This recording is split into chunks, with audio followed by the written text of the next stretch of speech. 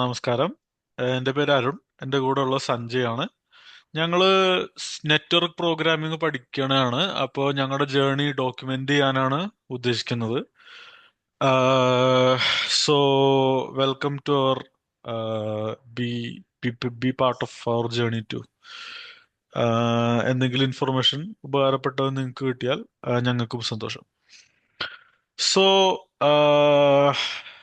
അപ്പൊ സഞ്ജയ്, എന്താണ് network programming എന്ന് പറയുമ്പോൾ എന്താണ് ആഹ് മനസ്സിലേക്ക് വരുന്നത്? നെറ്റ്വർക്ക് പ്രോഗ്രാമിംഗ് എന്നുകൊണ്ട് നമ്മൾ ഉദ്ദേശിക്കുന്നത് എങ്ങനെയാന്ന് വെച്ചാല് ഒരു ഇന്റർ അതായത് കമ്മ്യൂണിക്കേഷൻ ബിറ്റ്വീൻ ടു നെറ്റ്വർക്ക്സ്, അതായത് ഒരു കൂട്ടം കമ്പ്യൂട്ടറുകൾ തമ്മിൽ എങ്ങനെ കമ്മ്യൂണിക്കേറ്റ് ചെയ്യുന്നു എന്നുള്ളതിന്റെ ഒരു കാര്യമാണ് എൻ്റെ മനസ്സിൽ ഇപ്പോൾ ഓടി വരുന്നത്. ഓക്കെ. അപ്പൊ ക്ലയന്റ് സെർവർ വളരെ കറക്റ്റ് ആണത്. ക്ലയന്റ് സെർവർ കമ്പ്യൂട്ടിങ്ങിനെ പറ്റി സംസാരിക്കുമ്പോൾ അവിടെ വരുന്നത് നെറ്റ്വർക്ക് പ്രോഗ്രാമിംഗ് ആണ്. അപ്പൊ നമുക്ക് ഇപ്പോ ഉദാഹരണത്തിന് റൈറ്റ് സൈഡിൽ കാണുന്ന ഇമേജിലേക്ക് നോക്കിയാൽ നമുക്കൊരു ഒരാളുടെ ഒരു ലാപ്ടോപ്പ് ആണ് ഇവിടെ കാണുന്നത്. അത് ഇവിടെ ഇരിക്കുന്ന ഈ കാണുന്ന ഈ സ്റ്റാക്ക് പോലെ ഈ കാണുന്ന ഐക്കൺ വേറൊരു കമ്പ്യൂട്ടറാണ്. വേറൊരു ലാപ്ടോപ്പ് ആണെന്ന് തന്നെ കരുതിക്കൊള്ളുക. അപ്പൊ ഒരു ഒരു ഇത് സ്ക്രീനൊക്കെ ഉള്ള ഒരു മെഷീനാണ്. ഇതിന് സ്ക്രീൻ ഒന്നും ഉണ്ടാവില്ല എന്നേ ഉള്ളൂ. ബേസിക്കലി രണ്ടും കമ്പ്യൂട്ടറുകൾ തന്നെയാണ്. അപ്പൊ ഒരു കമ്പ്യൂട്ടറിന് വേറെ കമ്പ്യൂട്ടറുമായിട്ട് ആശയവിനിമയം നടത്താൻ വേണ്ടിയിട്ടുള്ള മാർഗമാണ് മാർഗമാണ് നെറ്റ്വർക്കുകൾ, കമ്പ്യൂട്ടർ നെറ്റ്വർക്കുകൾ.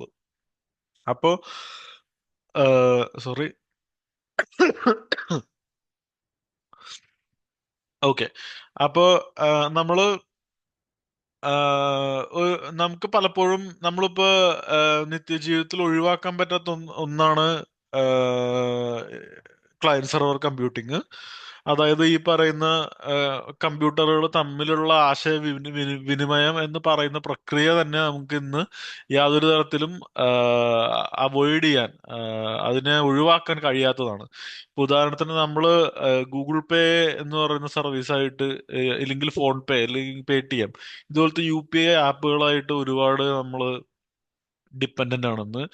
അതുപോലെ തന്നെ നമ്മള് ആഹ്, നമ്മുടെ ആധാർ സിസ്റ്റം, നമുക്ക് റേഷൻ കട ഇല്ലെങ്കിൽ റേഷൻ കടയിൽ പോയിട്ട് നമുക്ക് അരി മേടിക്കണം എന്നുണ്ടെങ്കിൽ നമ്മൾ അവിടെ ചെല്ലുമ്പോഴും അവിടെ ഒരു റേഷൻ കടക്കാരൻ്റെ കയ്യിൽ ഒരു മെഷീൻ ഉണ്ടാവും.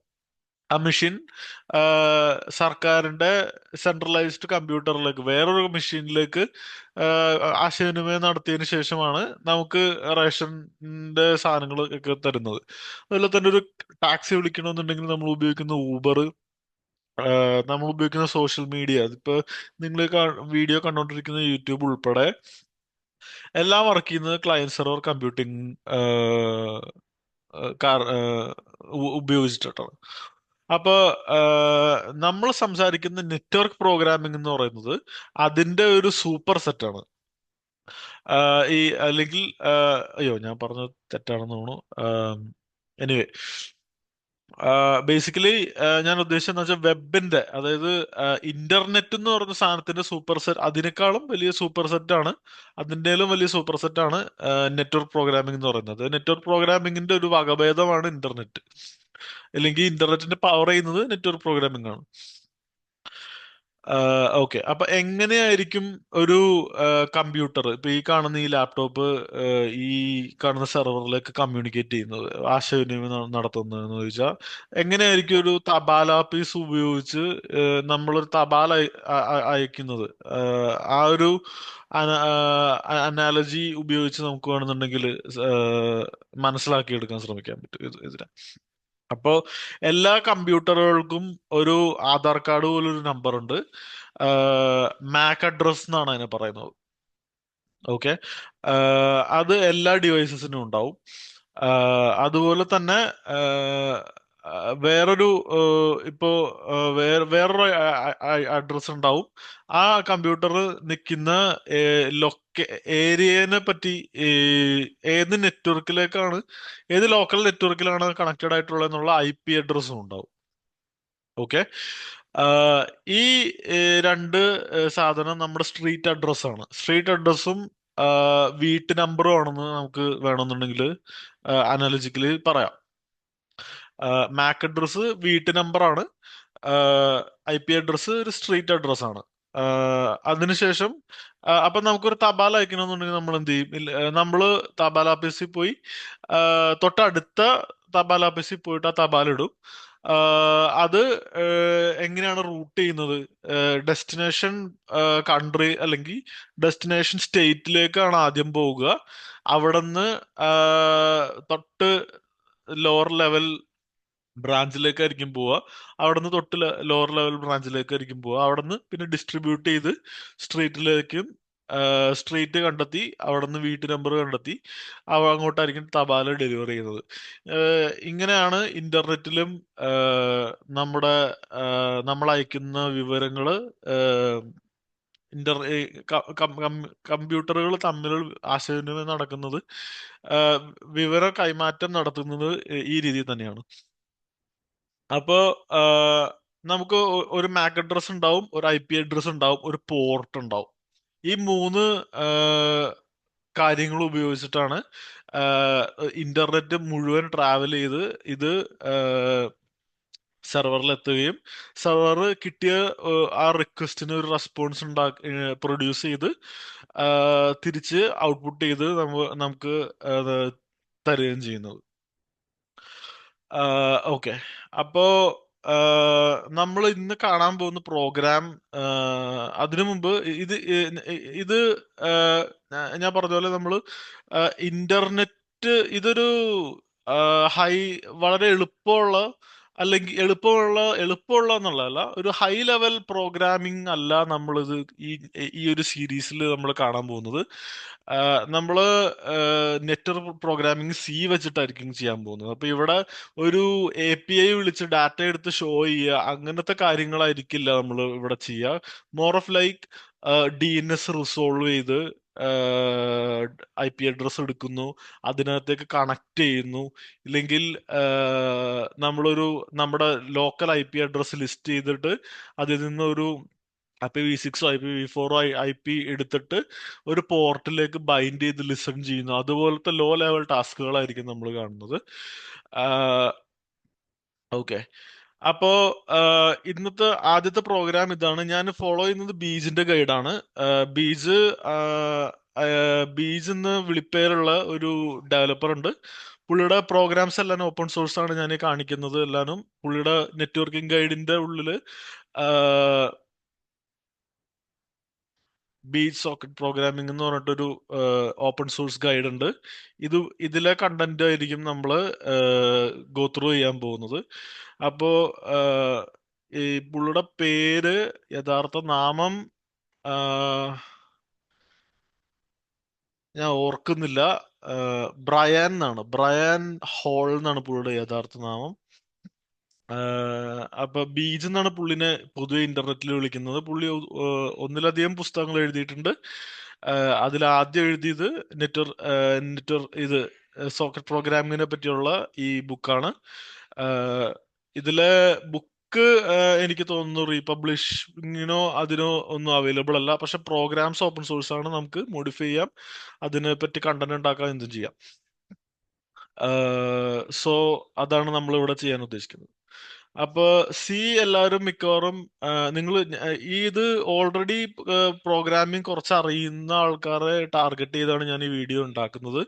ആഹ് ആഹ് അപ്പോ I'm already assuming that you know certain features of programming, certain aspects of programming. നമ്മളിവിടെ യൂസ് ചെയ്യുന്നത് C ആണ്. അപ്പൊ ആദ്യം തന്നെ സിയുടെ കുറച്ച് ഫീച്ചേഴ്സ്, ഒരുപാട് നിങ്ങളൊരു ബിഗിനർ ആണെങ്കിൽ, അല്ലെങ്കിൽ കോളേജിൽ C പഠിച്ചിട്ടുണ്ടാവുമായിരിക്കും. നിങ്ങളൊരു C ഡെവലപ്പർ അല്ലാന്നുണ്ടെങ്കിൽ നിങ്ങൾക്ക് അറിയാൻ സാധ്യത വളരെ കുറവായിട്ടുള്ള കുറച്ച് സിയുടെ ഫീച്ചേഴ്സിനെ പറ്റി ഞാൻ പറയാം. അപ്പൊ അതില് ഒന്നാണ് കമാൻഡ് ലൈൻ ആർഗ്യുമെന്റ്സ്. ഇത് മിക്കവാറും നിങ്ങൾ പഠിച്ചിട്ടുണ്ടാവും കോളേജിൽ, മോസ്റ്റ് പ്രോബബ്ലി. പഠിച്ചിട്ടില്ലെങ്കിൽ നമുക്കൊന്ന് റിഫ്രഷ് ചെയ്യാം. അല്ല, പഠിപ്പിച്ചിട്ടുണ്ടെങ്കിൽ നമുക്കൊന്ന് റിഫ്രഷ് ചെയ്യാം, ഇല്ലെങ്കിൽ ജസ്റ്റ് ഒന്ന് ശ്രദ്ധിക്കുക. അപ്പൊ സഞ്ജയ് എന്തെങ്കിലും ആഡ് ചെയ്യാനുണ്ടോ? ഇല്ലില്ല. നേരത്തെ പറഞ്ഞൊരു സ്റ്റേറ്റ്മെന്റില് അതായത് നെറ്റ്വർക്ക് പ്രോഗ്രാമിംഗ് എന്നുള്ളത് സൂപ്പർ സെറ്റ് ആണെന്ന് പറഞ്ഞില്ലേ? ആ അതിലും അനുയോജ്യമായിട്ടുള്ള ഒരു പദം എന്ന് പറയുമ്പോഴേക്കും അതൊരു ഫൗണ്ടേഷൻ ഫോർ ദ ഇന്റർനെറ്റ് എന്ന് പറഞ്ഞാല് അതെ അത് അതെ യാ, ആ ഞാൻ അത് ശരിയാണ്. I completely accept that. അപ്പൊ ഒരു ആ നെറ്റ്വർക്ക് പ്രോഗ്രാമിംഗ് ആണ് ഫൗണ്ടേഷൻ, അതിന്റെ മുകളിലാണ് ഇന്റർനെറ്റ് പോലത്തെ ഒരു ടെക്നോളജി നിലനിൽക്കുന്നതെന്ന് പറയാം. അത് വളരെ ശരിയാണ്. ഓക്കെ, അപ്പൊ ആദ്യം നമ്മൾ സിയുടെ കുറച്ച് ഫീച്ചേഴ്സിനെ പറ്റിയാണ് കാണാൻ പോകുന്നത്. Command line arguments. നിങ്ങള് പൊതുവെ എപ്പോഴും മെയിൻ എഴുതുമ്പോ എല്ലാവരും ഹാഷ് ഇൻക്ലൂഡ് stdio.h കാണാപ്പാടം പിടിച്ച ആൾക്കാർ ഇപ്പൊ തന്നെ അത്യാവശ്യം തല ഇറങ്ങുന്നുണ്ടാവും. ഇവിടെ അർപ്പ, ഐനെറ്റ്, സ്ട്രിങ്, നെറ്റ് ഡി ബി പല സാധനങ്ങളും ഇവിടെ ഇമ്പോർട്ട് ചെയ്തിട്ടുണ്ട്. ആഹ് അപ്പൊ പേടിക്കണ്ട, ഇതെല്ലാം നമ്മൾ എക്സ്പ്ലെയിൻ ചെയ്യുന്നതായിരിക്കും. അപ്പൊ പൊതുവെ നിങ്ങൾ കോളേജിൽ പഠിക്കുമ്പോൾ സി മോസ്റ്റ് ഡ്രെഡഡ് ലാംഗ്വേജ് ആവാനാണ് സാധ്യത. അപ്പൊ എല്ലാവരും മെയിൻ ഇങ്ങനെ എം ടി ബ്രാക്കറ്റ്സ് ഇട്ടിട്ട് എഴുതി ആയിട്ടായിരിക്കും ശീലമെന്നാണ് ഞാൻ അസ്യൂം ചെയ്യുന്നത്. ഞാനും അങ്ങനെ തന്നെയാണ് എഴുതിയിട്ടുള്ളത്. പക്ഷെ മെയിനിന് ആർഗ്യുമെന്റ്സ് ഉണ്ട്. നമ്മളത് ഇവിടെ എഴുതിയിട്ടില്ലെങ്കിൽ സിസ്റ്റം അത് ബൈൻഡ് ചെയ്യില്ല എന്നേ ഉള്ളൂ. സിസ്റ്റത്തിന് ഈ സാധനങ്ങൾ ഡാറ്റ അവൈലബിൾ ആയിട്ടുണ്ട്. നമ്മൾ എന്തെങ്കിലും കമാൻഡ് ലൈൻ ആർഗ്യുമെന്റ്സ് സപ്ലൈ ചെയ്ത് കഴിഞ്ഞാൽ മൊത്തം കമാൻഡ് ലൈൻ ആർഗ്യുമെന്റ്സിന്റെ കൗണ്ട് എത്രയാണെന്നുള്ളത് ആർഗ്യുമെന്റ് കൗണ്ട് ഇവിടെ കിട്ടും. ആദ്യത്തെ പാരാമീറ്റർ ആയിട്ട് നമ്മൾ ടൈപ്പ് ചെയ്ത ആർഗ്യുമെന്റ്സ് എന്തൊക്കെയാണെന്ന് ഇവിടെ കിട്ടും. അപ്പൊ നമുക്കൊരു ചെറിയൊരു പ്രോഗ്രാം എഴുതാം. കമാൻഡ് ലൈൻ ആർഗ്യുമെന്റ്സിനെ ഡെമോൺസ്ട്രേറ്റ് ചെയ്യാനായിട്ട് test.c ഞാൻ ഇവിടെ ഈ സ്റ്റാൻഡേർഡ് stdio അല്ലേ, stdio.h int main int argc comma argument count. രണ്ടാമത്തെ സാധനം char star argv argument vector എന്നാണ് ഇതിന് പറയുന്നത്. ഇത് ഒരു അറേ ആയിരിക്കും, array of command line arguments. ആഹ് അപ്പോ നമ്മള് ഇതൊരു ചുമ്മാ ഒരു സിമ്പിൾ പ്രോഗ്രാം ആയിരിക്കും. എന്തൊക്കെ കമാൻഡ് ലൈൻ ആർഗ്യുമെന്റ്സ് പാസ്. അപ്പൊ കമാൻഡ് ലൈൻ ആർഗ്യുമെന്റ് എന്ന് പറഞ്ഞാൽ ഇങ്ങനെ ഒരു സാധനം ഉണ്ട്. എന്താന്ന് ഒരാൾക്ക് ഒരു ഐഡിയ ഇപ്പൊ ഇത്ര നേരമായിട്ട് കിട്ടിയിട്ടുണ്ടാവില്ല. ഇത് എന്താണ് ഞാൻ പറയാം. നമ്മള് കമാൻഡ് ലൈൻ വഴി ഒരു പ്രോഗ്രാം എക്സിക്യൂട്ട് ചെയ്യുമ്പോൾ ഇപ്പൊ ഫോർ എക്സാമ്പിൾ ഇങ്ങനെ മെയിൻ എന്നാണ് പ്രോഗ്രാമിന്റെ പേരെന്ന് വിചാരിക്കുക. ഇല്ലെങ്കിൽ odd or even, odd or even ഇങ്ങനെ ഒരു പ്രോഗ്രാമിനെ എക്സിക്യൂട്ട് ചെയ്യുന്ന സമയത്ത് നമ്മൾ കൂടെ കൊടുക്കുന്ന ഓഫ് ഇങ്ങനെ നമുക്ക് അതിന്റെ ഒപ്പം കൂടുതൽ ഡാറ്റ പാസ് ചെയ്യാൻ പറ്റും പ്രോഗ്രാമിന്റെ ഉള്ളിലേക്ക്. കമാൻഡ് ലൈനിന്റെ ഉള്ളിൽ തന്നെ എക്സിക്യൂട്ട് ചെയ്ത് തുടങ്ങുന്ന സമയത്ത് ഈ ഡാറ്റ മുഴുവനുമാണ് ആർഗ്യുമെന്റ് വെക്ടർ എന്ന് പറഞ്ഞു ഇവിടെ വരിക. ഇതിന്റെ കൗണ്ട് ആണ് ആർഗ്യുമെന്റ് കൗണ്ട് എന്ന് പറഞ്ഞു വരിക. ഈ കാണുന്ന സാധനങ്ങളെല്ലാനും കമാൻഡ് ലൈൻ ആർഗ്യുമെന്റ്സ് ആണ്. ഓക്കെ, അപ്പൊ ഇതാണ് കമാൻഡ് ലൈൻ ആർഗ്യുമെന്റ്സ്. അപ്പോ നമുക്കൊരു ചെറിയൊരു പ്രോഗ്രാം കാണാം. ഫോർ സൈസ് ഓഫ് ഐ അല്ല, int I equal to 0, I less than argc AR I plus plus. Okay, നമ്മളൊരു സാധാരണ ഒരു ഫോർ ലൂപ്പ് എഴുതി 0 തൊട്ട് കൗണ്ടിന്റെ നമ്പർ വരെ ഉള്ളത്. എന്നിട്ട് നമ്മൾ ആ ആർഗ്യുമെന്റിനെ പ്രിന്റ് ചെയ്യാണ്. Print F string format string new line. ഇവിടെ നമ്മൾ argv ഓഫ് ഐ എന്ന് കൊടുക്കുകയാണ്. ഹോപ്പ്ഫുള്ളി ഞാൻ തെറ്റൊന്നും ഇതിനകത്ത് എഴുതിയിട്ടില്ല എന്ന് നമുക്ക്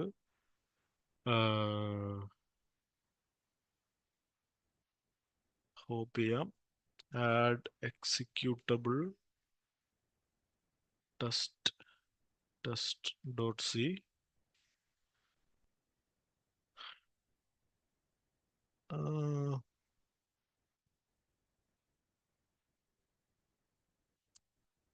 ഈ പേര് അതിന് ഇഷ്ടപ്പെട്ടിട്ടില്ല. ടെസ്റ്റ് എന്നുള്ള പേര്. സോറി,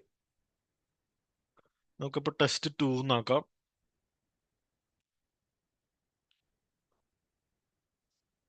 നമ്മൾ ഒരു കമ്പൈൽ ചെയ്യാൻ പോവാണ്. അപ്പൊ ഈ ഫയലും കൂടെ കമ്പൈൽ ചെയ്യണമെന്ന് എന്റെ ബിൽഡ് സിസ്റ്റത്തിനോട് പറഞ്ഞേക്കാണ്. കാരണം ഇത് ഈ സെറ്റപ്പ് നിങ്ങൾക്ക് ഇതിനെപ്പറ്റി അറിയാൻ താല്പര്യം ഉണ്ടെങ്കിൽ ജസ്റ്റ് കമന്റ് ചെയ്യാം. ഞാൻ ഇതിനെപ്പറ്റി വേറൊരു വീഡിയോ ചെയ്യുന്നതായിരിക്കും. അപ്പോൾ ടെസ്റ്റ് 2 ഇതിനെ കമ്പൈൽ ചെയ്യാനായിട്ട് ഇവിടെ സിമേക്കിൽ വരിക, ബിൽഡിൽ മാറ്റിയിട്ട് സോറി ടെസ്റ്റ് 2ലേക്ക് ഇടുക, ബിൽഡ് കൊടുക്കുക. ഇപ്പൊ ഇത് ബിൽഡ് ആയിട്ടുണ്ട്. നമ്മൾ ഡീബഗ് ചെയ്യാൻ പോവാണ്. ഇവിടെ നമ്മൾ ടെസ്റ്റ് ആണ്. സോറി, എനിക്ക് ചുമയുണ്ട്.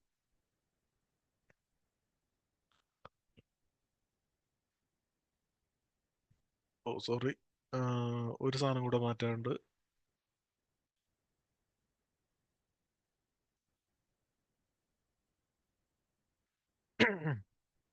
ടെസ്റ്റ് 2 എന്നാണ് ഇവിടെ കൊടുക്കേണ്ടത്. Command line. ഓ ഓക്കെ, നമുക്ക് ഇങ്ങനെ എക്സിക്യൂട്ട് ചെയ്യണ ഇവരെ മാനുവലി എക്സിക്യൂട്ട് ചെയ്യാം. C D out ls cd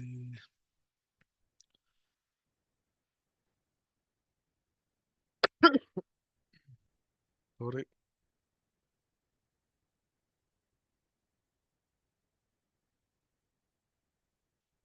okay, ഇവിടെ നമ്മള്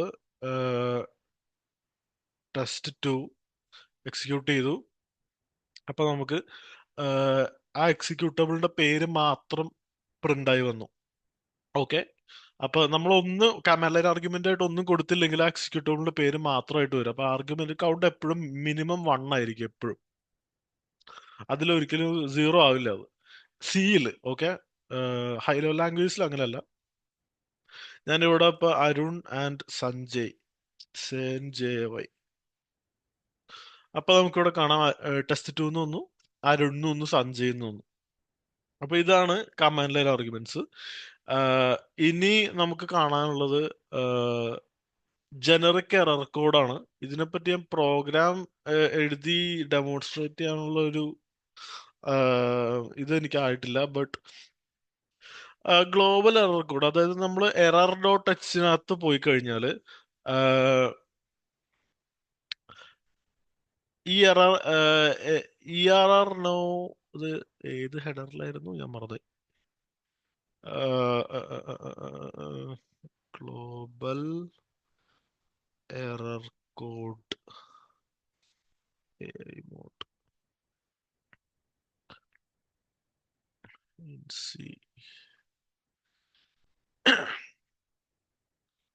ദ എറർ നമ്പർ സിസ്റ്റം. ഇത് എറർ നോ ഡോട്ട് എച്ച് എന്ന് പറഞ്ഞ ഹെഡറിലാണ് ഒരു ഗ്ലോബൽ ഇൻഡിജർ ഡിഫൈൻ ചെയ്തിട്ടുണ്ട്. ഓക്കെ, ആ ഗ്ലോബൽ ഇൻഡിജർ എന്താ ചെയ്യണേന്ന് വെച്ചാൽ എന്തെങ്കിലും ഒരു ഫംഗ്ഷൻ കോൾ, ഇപ്പൊ ഉദാഹരണത്തിന് ഒരു ഫയൽ ഓപ്പൺ ചെയ്യാൻ നമ്മൾ ശ്രമിച്ചു, ഇല്ലെങ്കിൽ നമ്മളൊരു നെറ്റ്വർക്ക് കോള് നടത്താൻ ശ്രമിച്ചു, എന്തെങ്കിലും ഒരു സാധനം ചെയ്യാൻ ശ്രമിച്ചു. ഒരു ഫംഗ്ഷൻ സിസ്കോള് ഫെയിൽ ആയി കഴിഞ്ഞാൽ, അതായത് സിസ്കോൾ എന്ന് പറഞ്ഞ കേണലിലേക്ക് പോകുന്ന കോള് ഫെയിൽ ആയി കഴിഞ്ഞാൽ ഈ ഗ്ലോബൽ എറർ നമ്പർ എന്ന് പറയുന്ന സാധനം സെറ്റ് ആവും. ഓക്കെ, ഈ എറർ നമ്പർ എന്ന് പറയുന്ന സാധനം സെറ്റ് ആയിട്ട് അത് അവിടെ ഇരിക്കും. അപ്പൊ നമുക്ക് ലേറ്റർ ചെക്ക് ചെയ്യണമെന്നുണ്ടെങ്കിൽ, അത് എറർ സംഭവിച്ചോ എന്ന് ചെക്ക് ചെയ്യണമെന്നുണ്ടെങ്കിൽ ഈ നമ്പർ നോക്കിക്കഴിഞ്ഞാൽ നമുക്ക് ഇതിനെപ്പറ്റി കൂടുതൽ വിവരങ്ങൾ മനസ്സിലാവും. അപ്പൊ ഉദാഹരണത്തിന്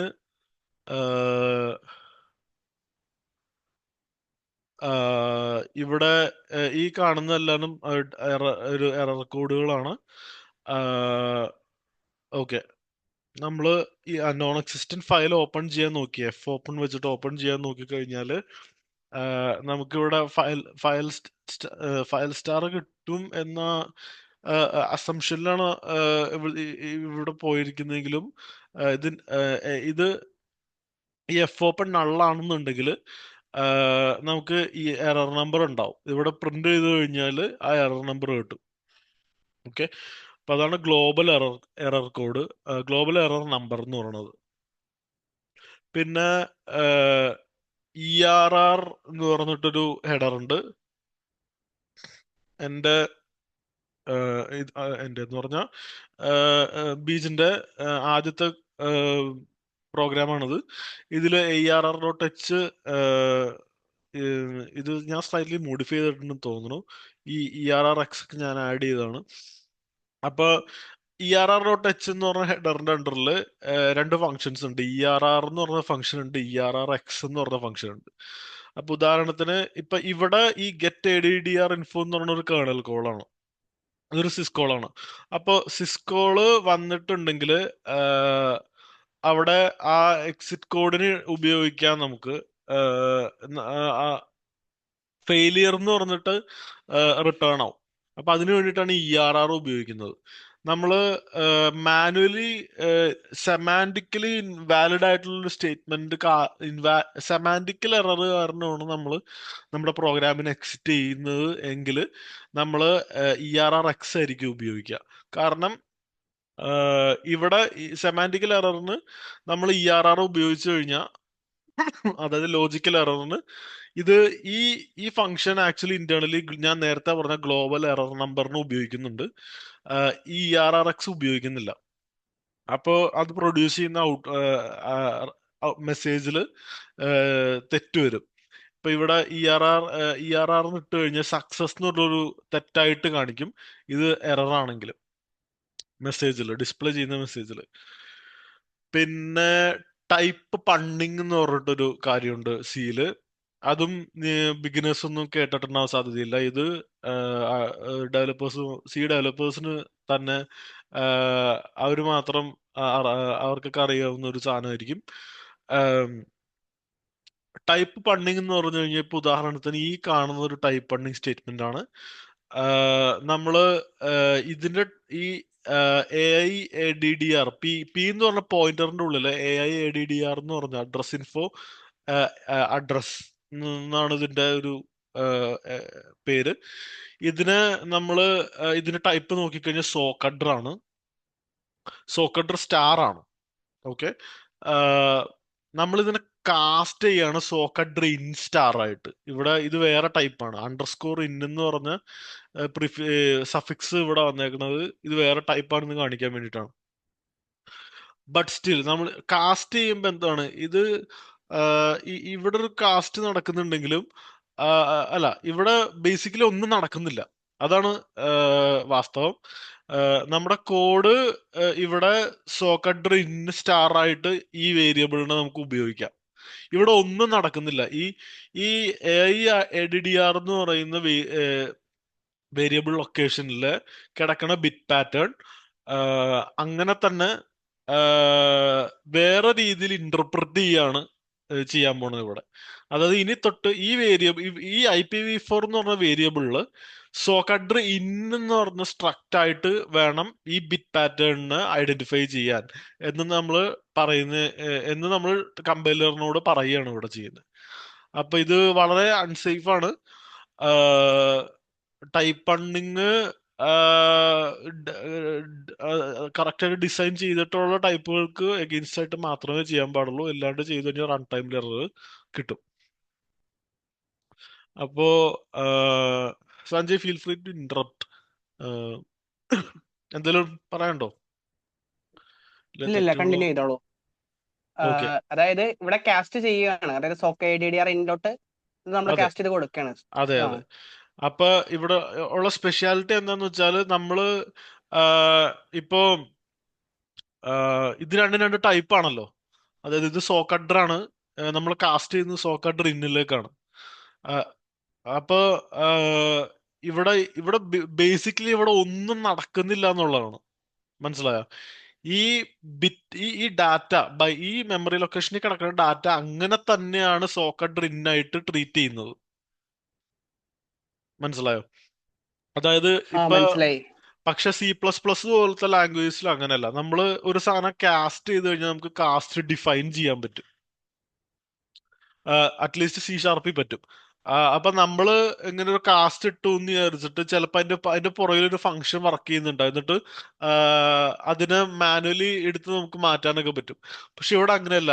ആ ബിറ്റ് ആ മെമ്മറി വേരിയബിളിന് അങ്ങനെ തന്നെയാണ് ഇതായിട്ട് ഇന്റർപ്രറ്റ് ചെയ്യണം. അപ്പൊ ഈ സോക്കറ്റ് റിൻ എന്ന് പറഞ്ഞ ഡാറ്റ സ്ട്രക്ചർ ഡിസൈൻ ചെയ്യുമ്പോൾ ഇതായിട്ട് കോമ്പാറ്റബിൾ ആയിട്ട്, സോക്കഡറായിട്ട് കോമ്പാറ്റബിൾ ആയിട്ട് ഡിസൈൻ ചെയ്യണം, ഇല്ലെങ്കിൽ അത് വർക്ക് ചെയ്യില്ല. Okay okay. അപ്പൊ ഈ മനസ്സിലായി, പിയുടെ ബൈനറി സ്ട്രക്ചർ ലെവലിൽ. മേളിൽ ഡിഫൈൻ ഡിഫൈൻ ഡിഫൈൻ ചെയ്തിട്ടുണ്ടോ? പിയുടെ സ്ട്രക്ചർ, പി ഒരു ഇതൊരു ഐട്രേറ്റ് ചെയ്യാനുള്ള വേരിയബിൾ ആണ് പി എന്ന് പറയുന്നത് ഫോർ ലൂപ്പിന്റെ ഉള്ളില്. ഉം. നമ്മള് ഗെറ്റ് ഹെഡർ ഇൻഫോ വിളിക്കുന്ന സമയത്ത് പ്രോഗ്രാം ഞാൻ എക്സ്പ്ലെയിൻ ചെയ്യാം. അപ്പൊ മനസ്സിലാവും പി എന്താന്ന്. ഇതൊരു ലിങ്ക്ഡ് ലിസ്റ്റ് ആണ് ബേസിക്കലി, ഈ റസ് എന്ന് പറയുന്നത്. ഇത് ഈ റസ് ആണ്, അത് റിസൾട്ട്. റിസൾട്ട് ആണ് നമുക്ക്.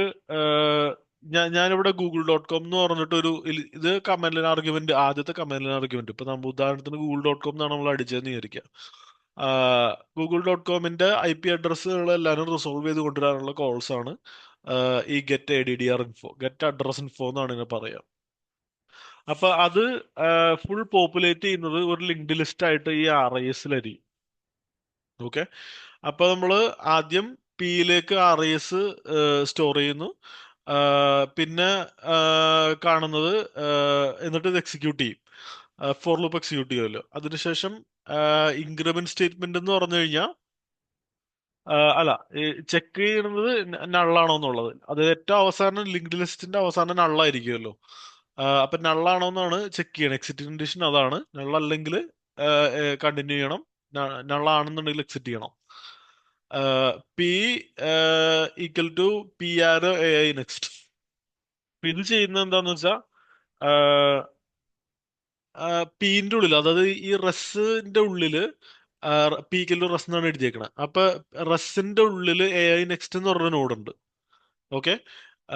അത് ഇത് പോയിന്റർ ആണ് നമുക്ക് കിട്ടുന്നത്, അതുകൊണ്ട് ഡോട്ട് ഇടാൻ പറ്റില്ല.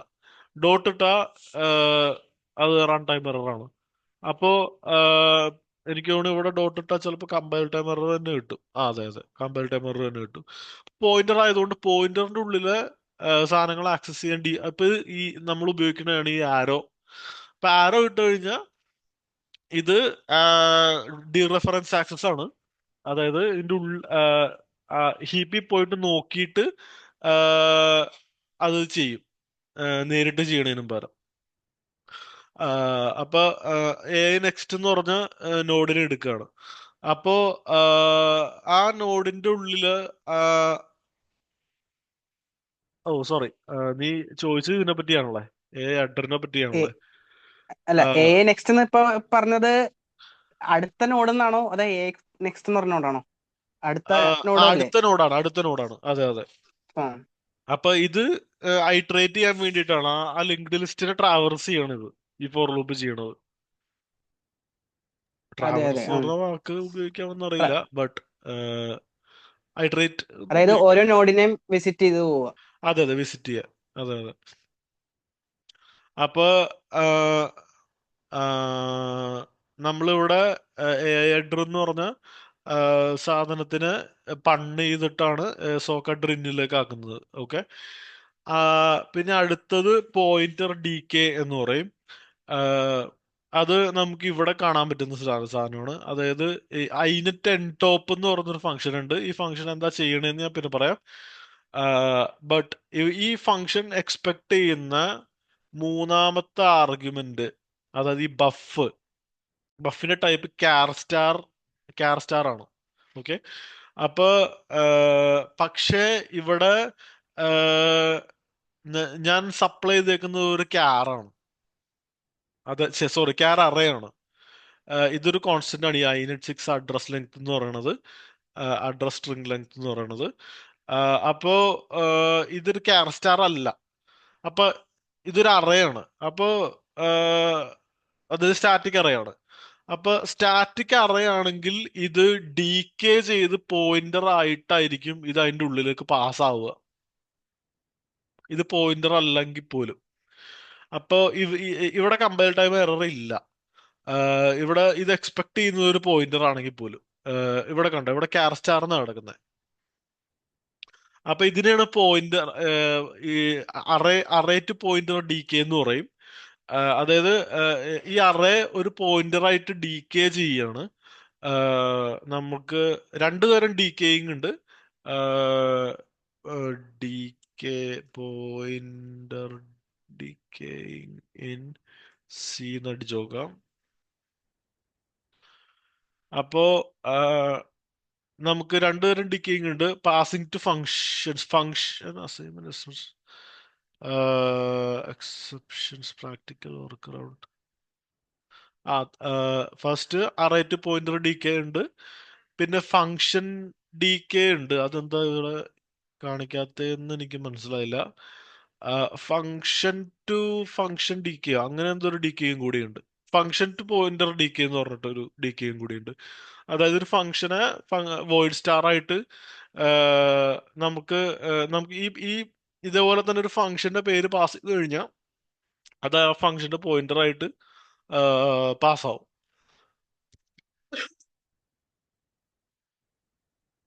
അപ്പോ അതെ. അപ്പൊ ഇത്തരം കാര്യങ്ങളാണ് ഇന്നത്തെ ഒരു സെഷനിൽ ഞാൻ പറയാൻ ഉദ്ദേശിക്കുന്നത്. Unfortunately time is running out. എന്തെങ്കിലും ക്വസ്റ്റ്യൻസ് ഉണ്ടോ സഞ്ജയ്? ആ ഇപ്പോ ഇതിൽ നിന്ന് പുതിയ ഒരു കാര്യം പഠിക്കാൻ പറ്റി. അതായത് decaying to pointer from an array. അത് വളരെ അതെ അതെ. നല്ലൊരു കൺസെപ്റ്റ് ആയിരുന്നു. ആ ആ. പിന്നെ ആ കാസ്റ്റ് ചെയ്യുന്ന സമയത്ത് ഉണ്ടായിരുന്ന ഇതിന്റെ ഇത് പറയാമോ? ടൈപ്പ് അതിന്റെ പണ്ണിങ്. പേര് ടൈപ്പ് പണ്ണിങ്. ടൈപ്പ് പണ്ണിങ്. PUNNING. അതും ഒരു പുതിയ ആശയമായിരുന്നു എന്നെ സംബന്ധിച്ചിടത്തോളം. ഓക്കെ. അപ്പോ താങ്ക്സ്. ഇന്നത്തെ സെഷനിലെ മറ്റേ ഈ പ്രോഗ്രാം ലൈക്ക് എക്സ്പ്ലെയിൻ എങ്ങനെയാണ് ഇത് ചെയ്യുന്നില്ല. ചെയ്യുന്നതെന്നുള്ള. ആ അൺഫോർച്ചുനേറ്റ്ലി അതിനുള്ള ടൈം ഇല്ല. നമുക്കിത് കട്ട് ചെയ്യണം ഇവിടെ വെച്ച്. ആ, അടുത്ത സെഷനിൽ നമുക്ക് ഈ പ്രോഗ്രാം എക്സിക്യൂട്ട് ചെയ്യാം, ഇതിനെപ്പറ്റി എക്സ്പ്ലെയിൻ ചെയ്യാം, ഇതിന്റെ ഹെഡർ ഫയൽസ് കാര്യങ്ങളും സിസ്കോൾസും എല്ലാം എക്സ്പ്ലെയിൻ ചെയ്യുന്നതായിരിക്കും. ഓക്കെ. ഓക്കെ. ഓക്കെ. അപ്പോ നമസ്കാരം.